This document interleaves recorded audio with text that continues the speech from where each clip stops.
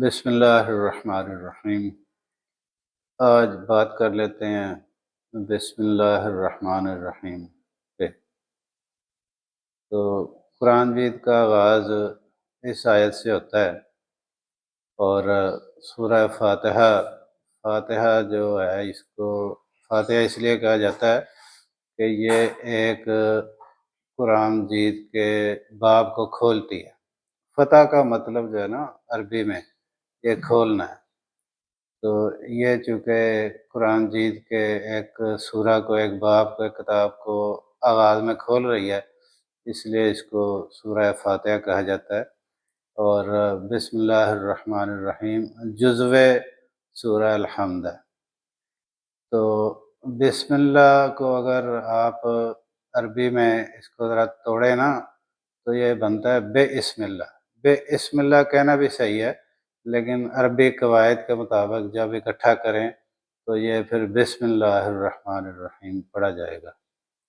تو اس کی شان نزول میں کچھ یہ بات بھی درج ہے کہ جو کفار و مشرکین تھے نا، وہ اپنے اجداد بزرگوں کے نام سے کام شروع کرتے تھے، حتیٰ کہ جب جانور ذبح کرتے تھے نا، تو اس وقت وہ کہتے تھے بے لات، بے منات۔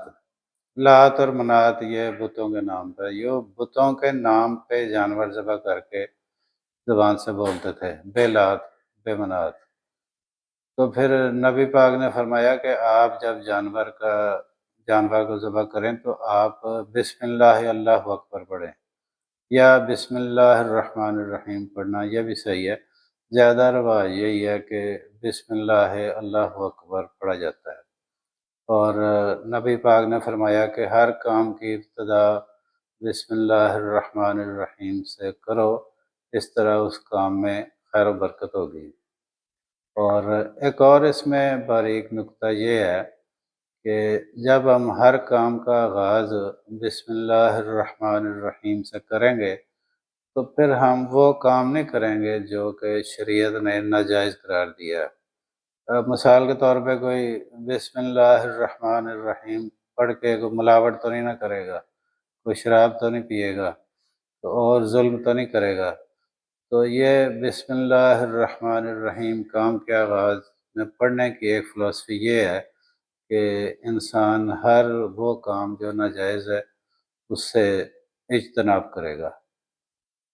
اب کچھ ہسٹری آپ کو بتاتے ہیں کہ نبی پاک نے فرمایا کہ ہر کام سے پہلے بسم اللہ پڑھو۔ بظاہر اللہ کی بھی یہی سنت ہے، سنت اللہ یہی ہے، کیونکہ اللہ پاک نے جب وحی کا آغاز فرمایا تو نبی پاک کو اللہ کی طرف سے پیغام آیا، اقرا بسم ربک الذی خلق۔ تو قرآن مجید کا آغاز بھی اقرا بسم ربک الذی خلق سے ہوا ہے۔ یہ پہلی آیت ہے جو نازل ہوئی۔ تو جو موجودہ ترتیب ہے قرآن مجید کی، وہ اللہ کے حکم سے نبی پاک نے اپنی زندگی میں یہ ترتیب انجام دی تھی، لیکن پہلی جو نزول ہے آیت کی وہ یہی ہے، اقرا بسم ربک الذی خلق۔ اب کچھ انبیاء کی سنت دیکھ لیتے ہیں۔ حضرت نوح نے کشتی بنائی، اس میں مسلمان سوار ہوئے، تو انہوں نے فرمایا کہ وَقِيلَ ارْكُبُوا فِيهَا بسم اللہ مجرہا ومرساہا ان ربی لغفور رحیم۔ تو جب اس میں سوار ہو تو جب چلے تب بھی بسم اللہ پڑھو، اور جب رک جائے تب بھی بسم اللہ پڑھو۔ اس کے بعد حضرت سلیمان نے جب ملکہ سبا کو خط لکھا تو اس کا آغاز بھی اس طرح کیا کہ ان من سلیمان و ان بسم اللہ الرحمن الرحیم۔ تو یہ قرآن مجید میں انبیاء کی سنت بھی یہی ہے کہ کام کا آغاز بسم اللہ سے کرتے ہیں، اور سنت اللہ بھی یہی ہے کہ قرآن مجید کے نزول کا آغاز بھی بسم اللہ سے کیا گیا ہے۔ تو اس سے بسم اللہ کی اہمیت واضح ہو جاتی ہے۔ تو بسم اللہ میں اب یہ تو ہو گیا اللہ کے نام کے ساتھ، آگے دو لفظ ہیں الرحمن الرحیم۔ یہ دونوں مبالغے کے صیغے ہیں، اور ان کا جو بنیادی لفظ ہے نا وہ ہے رحم، ر ح میم۔ رحم جو ہے یہ اس کیفیت کو کہتے ہیں جو کسی شخص کو بے چارگی کے عالم میں دیکھ کے انسان میں پیدا ہوتی ہے۔ فرض کریں کوئی مالی پریشانی میں ہے یا کوئی بیمار ہے، تو اس کی مدد کے لیے جو انسان میں جذبہ پیدا ہوتا ہے اس کو رحم کہا گیا ہے۔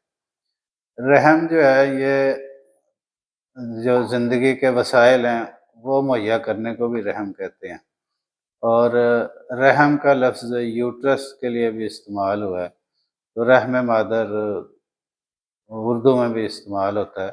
بہرحال وہ رحم مادر جو ہے وہ انسان کو مکان بھی مہیا کرتا ہے، وہ اس کی خوراک بھی مہیا کرتا ہے، اس کے فاسد مادے بھی اسی کے ذریعے خارج ہوتے ہیں، یعنی دل کا کام، منہ کا کام، کڈنی کا کام، مکان، یہ سارے رحم مادر میں انجام پاتے ہیں۔ یہ بھی اللہ کی رحمانیت ہے۔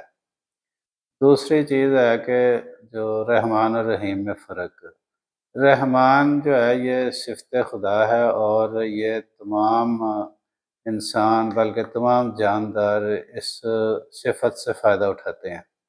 مثال کے طور پہ اگر سورج طلوع ہوتا ہے تو ایسا تو نہیں ہے کہ وہ صرف مسلمان کی کھیتی میں پیداوار کرتا ہے، وہ کافر و مشرک سبھی اس سے استفادہ کرتے ہیں۔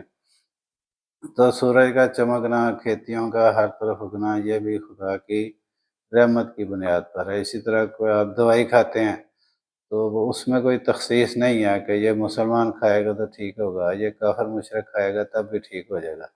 یہ بھی اللہ کی رحمانیت کی بنیاد پر ہے۔ جو رحیمیت کی صفت ہے وہ آخرت کے لیے مخصوص ہے اور وہ مومنین کے لیے ہے۔ تو اس کا ثبوت قرآن مجید میں موجود ہے۔ وہ اللہ فرما رہا ہے وَرَحْمَتِي وَسِعَتْ كُلَّ شَيْءٍ، کہ میری رحمت جو ہے وہ ہر چیز کا احاطہ کیے ہوئے ہے۔ یہ صفت رحمانیت ہے۔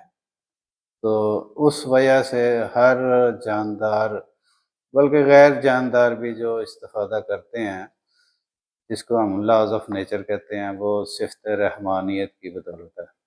اور اس آیت کا دوسرا حصہ جو ہے فَسَكْتُبُهَا لِلَّذِينَ يَتَّقُونَ، کہ اس کو لکھ دیا جاتا ہے، یہ ہا جو ہے نا یہ رحمت کے لیے ہے۔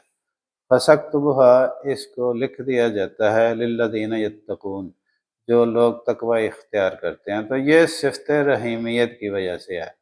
تو یہ جو آیت ہے قرآن مجید کی وَرَحْمَتِي وَسِعَتْ كُلَّ شَيْءٍ فَسَكْتُبُهَا لِلَّذِينَ يَتَّقُونَ، یہ رحمان اور رحیمیت میں فرق کو واضح کر دیتی ہے۔ آج کے لیے اتنا، پھر انشاءاللہ مزید بات کریں گے۔ خدا حافظ۔